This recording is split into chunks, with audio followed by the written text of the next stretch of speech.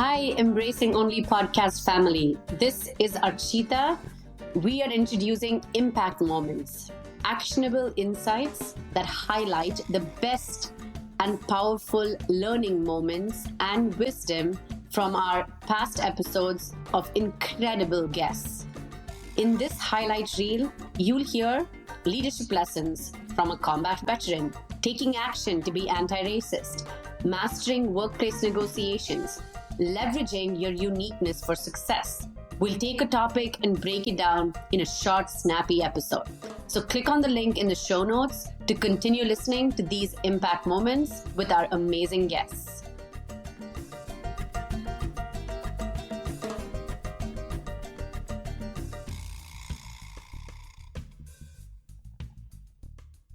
So let's talk about the topic that you did your books and your TED Talk on.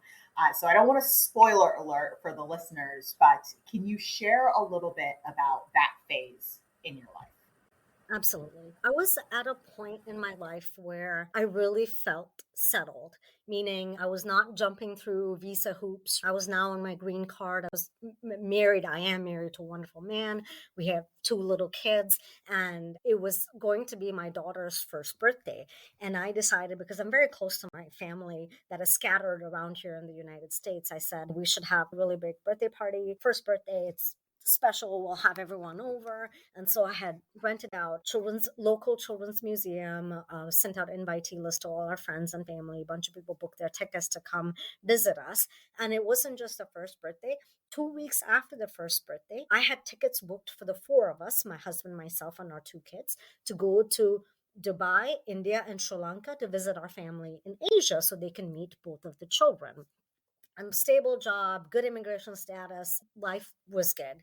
And you remember we were driving, running errands, and we were in the car together. And I just had this, poignant moment that I shared with my husband. I said, the most important thing, yeah, you can have your parties and travel and all of that, is that we have each other and our health. And I said our health, because I know at the end of the day, that is to be healthy, able-bodied, and to enjoy everything that life has to offer. It starts with your health. It was cruel. I wouldn't even say ironic, but cruel that while all this is going on and I am breastfeeding my daughter, that I found a lump in my left breast. Now, it was a Sunday night that I found it, and my daughter and I would co-sleep, so I didn't panic or anything. I just said, when I wake up in the morning, I'll let my husband know. So Monday morning, I told him, honey, there's a lump. And he was like, you should just get it checked out. And I said to him in a moment of weakness, I said, yeah, they'll order a bunch of tests and we're planning to go on our international vacation. Why don't I just wait till we're back? And it's likely mastitis, some antibiotics, some infection, and I should be okay. But in his infinite wisdom, he said, no, it's better to get it checked out while we're here as opposed to traveling. So I said, okay. And I let my OBGYN know, and they called me in on Tuesday. They felt the lump. In fact, they told me it's not 1, it's 2. And the nurse said, there's absolutely nothing to worry about, because the characteristic of your lump is, and I'm quoting her, squishy and movable. And she said, so it's not cancer, because cancer is normally pea-sized and extremely hard and rigid. So you don't have any of those traits, not a big deal. We'll get you an ultrasound done, and then we'll drain it. It's likely a cyst. And so even at this point, I said, okay, yeah, not a big deal. Let's get that done. Thursday of that week, they called me in for the ultrasound. And in the ultrasound, they said, this is not a cyst. There's no fluid in it. And the radiologist said it can be one of 2 things. Either it's an infection or it's cancer. And I was like, Olivia, clearly It's not cancer. It can't be cancer. It's just not, okay? So I said, it's an infection. You have to give me antibiotics. I'll be fine. And they said, we need to do a mammogram and then a biopsy. And at this point, I was mad at the American health insurance scam that we're all stuck in, that they can't just give me antibiotics. They're making me do a biopsy. And I was livid. I'm like, my breasts are extremely dense from breastfeeding, and you're going to make me go through a painful mammogram and then a biopsy just to prove it's nothing. And then the radiologist said, at the end of the day, it's still your choice. So you decide what would you like to do. And I said, just get it over with. Do the damn biopsy and just let me be. Give me the antibiotics and let me go home. He did the biopsy, they sent me home. I was crying at this point because it was actually quite painful and the anesthesia had not worked. And it was just a disaster. I was just exhausted. And I said to my husband, I just need this nightmare to be over. This has been a week from hell. They've tortured me, put me through these things, and I just want this to be over. Friday morning, I was waiting for the breast health center to call me, and they hadn't. And I waited and waited till about 11, and I had not slept the night before because I was a little bit anxious at this point. And so I called them. And the nurse, I wish I knew who she was because I would give her a lesson in humanity and empathy. The Oh nurse no. had the most cheerful, beautiful voice. Hi, yes, we got your results in. All three sites have tested positive for cancer. Oh And my I'm like, gosh, stop it. Like that cheery? yeah, shouldn't she be like, unfortunately, this is not the result we would have expected? Shouldn't she have tempered it with something, anything? And I was like, that's not possible. She's, no, it is. You're positive for breast cancer. And I'm like, what do I do now? She's like, oh, you can make an appointment with the oncology department. It was so matter of fact. I was 34, Olivia. No 34-year-old breastfeeding mom should have to face this. Nobody. Niyati, the lack of emotional intelligence in what you're experiencing here is just extremely heartbreaking. Wow. Okay, I don't want to distract you. Keep going. Sure. And then so it was again cruel. I will not use the word ironic, cruel, that the night before I was telling my husband I want this nightmare to be over, only to realize on Friday that now I'm going to be living the nightmare.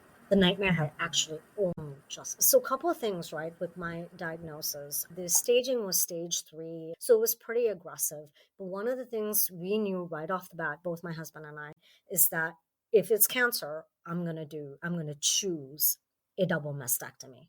I'm not going to keep any part of this ticking time bomb, cancerous killer boobs is what I call them, the killer boobs, in my body. And of course, my husband 100% completely supported. He's like, yeah, we don't need any of this. Get rid of everything. The poison that was chosen for me was 7 cycles of chemotherapy to shrink the tumors, followed by, like I said, I chose the double mastectomy. The cancer had spread to my lymph nodes. So the breast surgeon also removed 7 lymph nodes. And then followed by 28 sessions of radiation Monday through Friday. Exhausting doesn't begin to describe 2018, the year that I went through my treatment. There are no words in the English language to describe how relentless and gruesome the treatment is. But we got through it, and I did that by, as you've seen my TED Talk, creating a spreadsheet of all the help I would need, asking for help, admitting to people that I have breast cancer. And yes, it was admitting. It felt like I had done something wrong and now I had to come clean. And all of this is cultural baggage that I carry, and I realize many other cultures carry the same stigma and burden of shame around cancer. But I knew I needed help, so I had to talk about it. So let's stop here for a second because there's so much to break down in your stories. So you get this awful news delivered to you in a way that is just ridiculous, first of all. From there, you're breastfeeding, right? So you obviously have a newborn. What is going through your mind? How do you wrap your head around you're under 40, you just had a baby, you just got this awful diagnosis in terms of from an emotional management perspective? Talk to me how you got yourself back in a space where you started to think clearly and said, okay, you know what? I'm going to do what I do best. I'm going to utilize my strengths. I'm going to create this spreadsheet. Like it's going to be fine. We're going to get through it. How did you get from shock and awe from the message, transition through all of that emotional space to a point where you had started to take back some control and created a plan? How did you get? Yeah, that's a real good question. The shock of the diagnosis, the main emotions that I was left with is this is not fair. It it just isn't. I think as an individual, the fact that my sister and I lost our father when we were so young, and that there's a ton of implications towards my mother being a widow in India. That's a story for another podcast. And I think I feel like I had been through enough and that I needed a clean break. Like, why was I diagnosed? What? So it goes from unfair to the next question: what did I do wrong? So I started to pour through every single detail. Did I miss my symptoms? Was I leading a risky life, which I wasn't? I eat organic food. I don't eat red meat. I only eat in glass Tupperware. But I poured through every single thing that I've done. And I'm like, how did this happen to me? And that question, Olivia, how or why did this happen? I still don't have the answer. And I don't think any of us ever will who've been through something like that. And then the third emotion that I really felt was my children need a mom to be around to see them grow up and be citizens of society who do good, who are responsible and respected. I was not ready to die. That was just not going to be it.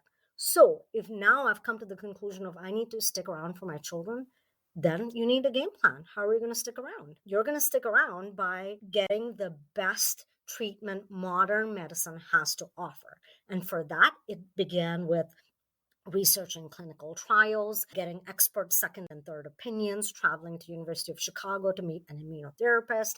And so even though I had a course, the treatment planned already, that doesn't mean I didn't ask questions. I asked questions, I wrote them down, and I asked more.